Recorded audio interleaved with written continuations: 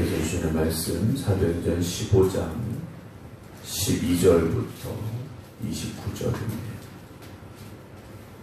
신약성경 214쪽 사도행전 15장 12절부터 29절입니다. 온 무리가 가만히 있어 바나바와 바울이 하나님께서 자기들로 말미암아 이방인 중에서 행하신 표적과 기사에 관하여 말하는 것을 듣더니 말을 마침에 야고보가 대답하여 이르되 형제들아 내 말을 들으라.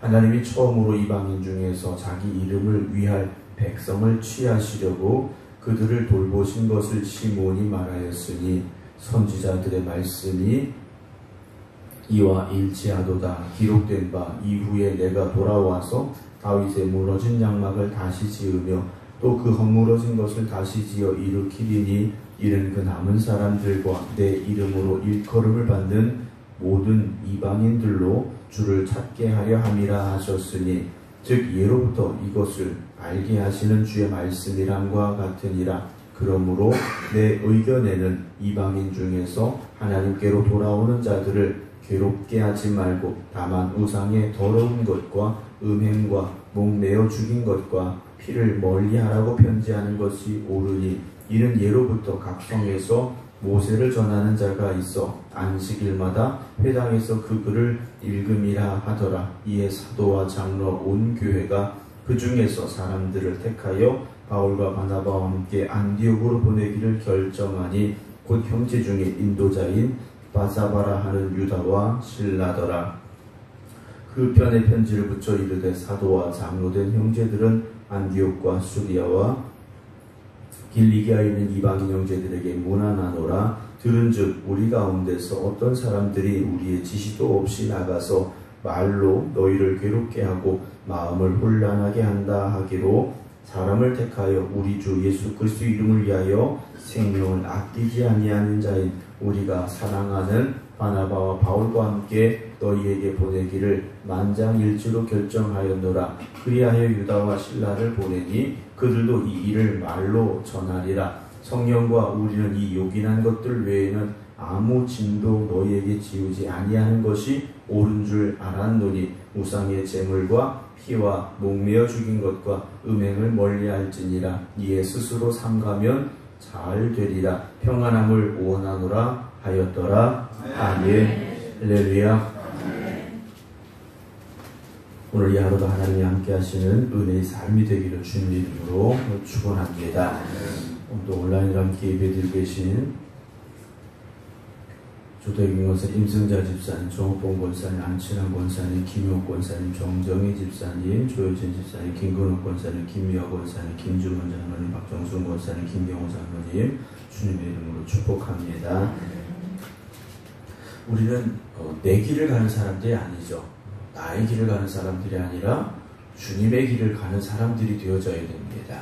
주님의 길은 주님이 먼저 가신 길을 우리가 따라가는 길이죠. 내 길은 내가 주장하고 내가 주인이 되는 길이지만 주님의 길이라면 우리는 순종함으로 가야 되는 길임을 또한 알아야 됩니다. 그리고 그 길을 믿음으로 순종하며 나아갈 때 우리는 그리스도의 성숙함에 다다를 수 있다는 것이죠. 우리가 주님을 따르는 사람들로서 오늘 이 하루도 우리의 믿음이 성숙하여지고 주님이 가신 그 길에 함께 할 수 있는 삶이 되기를 노력하시기 바랍니다. 초대교회가 이제 복음이 이방인들에게 증거되어지면서 이런저런 문제들이 생겨났는데 그 중에 하나가 이방인들, 즉 유대인이 아닌 이방인들이 예수 그리스도를 믿음으로 구원받는 것에 대하여서 유대교 전통에 따르는 사람들은 할례를 받아야 구원이 이루어진다 라고 주장하는 일들이 있었고 또 그런 가르침을 이방인들에게 전했기에 즉 구원받고 교회에 들어온 이들에게 전했기 때문에 혼란이 찾아오게 됐죠. 그래서 바울과 바나바가 예루살렘 교회에 찾아가게 됐고 그리고 교회가 어떻게 해야 될 것인가에 대한 회의 또 논의가 오늘 말씀에 이제 계속 되어지고 있는데요. 오늘 12절 보면 온 무리가 가만히 있어 바나바와 바울이 하나님께서 자기들로 말미암아 이방인 중에서 행하신 표적과 기사에 관하여 말하는 것을 들었다라고 되어 있습니다. 먼저는 이제 베드로가 말을 했고요. 그리고 이제 바나바와 바울이 첫 번째 전도 여행에서 있었던 일들에 대해서 전하고 증거하죠. 바울과 바나바가 갔던 그곳은 이방인들의 땅입니다. 물론 유대인들이 있었고 유대인의 회당이 있었고 또 거기 가서 복음 전했습니다만 이방인의 땅에서 복음을 전할 때 이방인들이 돌아왔던 그 역사 또 그들에게 행하신 하나님의 놀라운 일들에 대해서 전했다라는 거죠. 13절 말을 마침에 야고보가 대답합니다. 예수님의 동생 야고보가 말을 하는데 형제들아 내 말을 들어라 라고 말합니다. 우리가 서로 의견이 다를 수 있죠. 왜냐하면 생각이 다르기 때문에 의견이 다를 수 있습니다. 그러나 의견이 다르다고 해서 남의 말을 무시해서는 안 된다는 거죠. 들어줄 줄 알아야 된다는 겁니다. 서로의 의견을 들어주어야 되고 의견을 들으면서 어떤 합의점을 찾아야 되고 그렇게 또 나아갈 방향을 잡아야 된다는 거죠. 교회도 마찬가지입니다. 성도들의 생각이 다를 수 있습니다. 다를 수는 있지만 그 다른 생각들이 모여서 우리가 주님의 길을 가는 사람들이기 때문에 하나의 의견으로 뜻을 맞춰가야 되는 거죠. 내 뜻하고 조금 안 맞을 수는 있습니다. 다를 수는 있어요. 그러나 내 길이 아니지 않습니까? 처음 말씀드린 대로 주님의 길을 가야 되는 우리이기 때문에 내 뜻이 아니라 주님의 뜻에 맞추어서 주님이 이끄시는 길로 갈 수 있어야 되죠. 그래서 야고보가 말하는 겁니다. 내 말도 들어라 하는 겁니다. 14절 하나님이 처음으로 이방인 중에서 자기 이름을 위할 백성을 취하시려고 그들을 돌보신 것을 시몬이 말하였으니 선자들의 말씀이 이와 일치하다 하면서 성경의 말씀을 들어서 이제 예언하게 되는데 여기서 시몬이 말했다라고 되어 있는데 이 시몬은 아까 말한 베드로입니다. 베드로가 먼저 말했지 않느냐라는 겁니다. 16절에 이후에 내가 돌아와서 다윗의 무너진 양박을 다시 지으며 또 그 허물어진 것을 다시 지어 일으키리니 이는 그 남은 사람들과 내 이름으로 일컬음을 받는 모든 이방인들로 주를 찾게 하려 함이라 하셨으니 라고 야고보가 구약의 말씀을 들어서 예언하고 증언하고 있습니다. 아모스에 나오는 말씀을 가지고 이 야고보가 이방인들로 주를 찾게 하려 함이라는 이 말씀을 들어서 이제 이야기를 하기 시작하는데요. 19절에 이렇게 말하죠. 그러므로 내 의견에는 이방인 중에서 하나님께로 돌아오는 자들, 구약에도 이미 이방인 중에서 하나님을 찾는 사람들이 있을 것이라 예언해 주셨는데 그 예언하셨던 말씀이 지금 이루어지고 있는 것이 아니라는 거죠. 그래서 그 이방인들이 하나님을 찾고 하나님께로 돌아오는 것을 가로막는 일들이 있어서는 안 된다라는 거죠.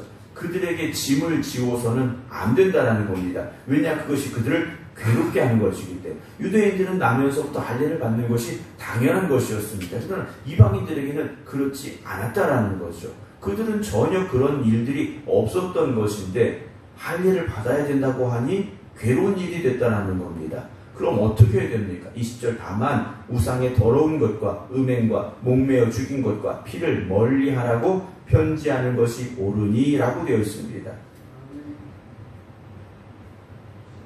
율법의 모든 것을 지켜야 된다라는 것이 아니라 우상에게 바쳐진 더러운 것, 또 음행하는 것, 그리고 율법에 따라 죽이지 아니한 즉 목매어 죽인 짐승들의 고기 그리고 피를 멀리하라.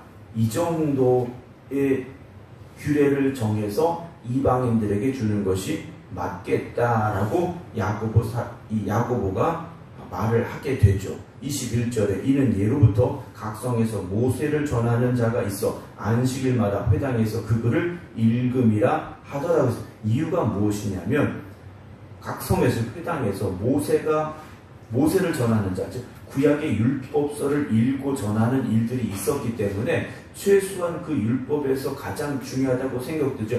하나님 앞에 범죄하지 않는 것으로 깨달아지는 것들을 그들이 행해야 되는 것이지 꼭 할례를 받아야 되는 것은 아니다라고 야고보 사도가 의견을 제시를 합니다. 22절에 이에 사도와 장로와 온 교회가 그 중에서 사람들을 택하여 바울과 바나바와 함께 안디옥 교회로 보내기를 결정을 하게 되는데 그 두 사람이 누구냐? 누구냐? 바사바라 하는 유다와 실라더라 라고 되어 있습니다. 그런데 이들의 역할이 무엇이냐면 곧 형제 중에 인도자였다라고 되어 있습니다. 인도자였다라는 거죠. 예루살렘 교회에서 말씀을 전하고 가르치고 했던 사람들이라는 겁니다. 이들을 안디옥 교회로 이제 파송을 하게 되는 겁니다. 단지 보낸 것이 아니라 가서 온전히 복음에 대해서 가르쳐라 하고 보내주게 되었더라는 것이죠. 바울과 바나바만 보낸 게 아니라 예루살렘 교회에서 파송한 이들을 보내서 교회가 세워진 원칙이 이런 것이고 유대인에게 할례를 행하지 않아도 되는 것, 이방인들에게 할례를 행하지 않아도 되는 것, 단 우상의 더러운 것과 음행과 목매어 죽인 것과 피를 멀리하라는 것, 이것을 전하는 사람들로 택하여 그들을 보냈다라고 되어 있습니다. 서로가 의견이 달랐을 수는 있겠죠. 왜냐 예루살렘 교회 아까도 우리가 말씀드렸고 또 계속 말씀드렸습니다만 바리새인 중에 이제 이 복음을 듣고 구원받은 이들이 있었다라는 거죠. 바울 같은 사람들이 있었다라는 겁니다. 그들의 주장은 끝까지 할례를 받아야 된다는 것이었을 겁니다. 그러나 그들도 자기의 주장을 내려놓았을 것이고 서로가 의견을 맞추었고 그래서 답을 찾아서 그 답을 가지고 하나님 주신 법칙을 세워서 교회를 이끌어가는 원칙을 만들게 됐다라는 거죠. 예수님께서 십자가를 지신 것은요, 교회의 어떤 전통 또 율법을 이루기 위함이 아니셨다라는 것을 우리가 알아야 됩니다. 예수님 십자가를 지신 이유는 한 영혼을 구원하시기 위하여서 십자가를 지셨다라는 거죠.